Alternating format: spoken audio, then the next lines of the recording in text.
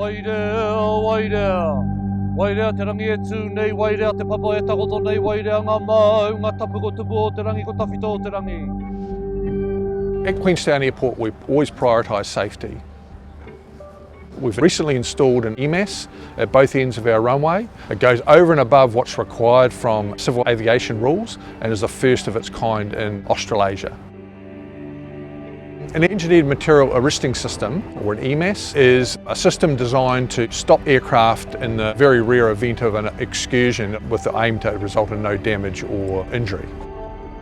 A project of this scale takes a lot of good people doing a lot of good work, night after night for over 100 shifts, but then also there's been a lot of collaboration by all parties, both the contractor, the designers, the stakeholders, the airlines, the airport, the operations staff, and ultimately now we have delivered on enhancing our safety here.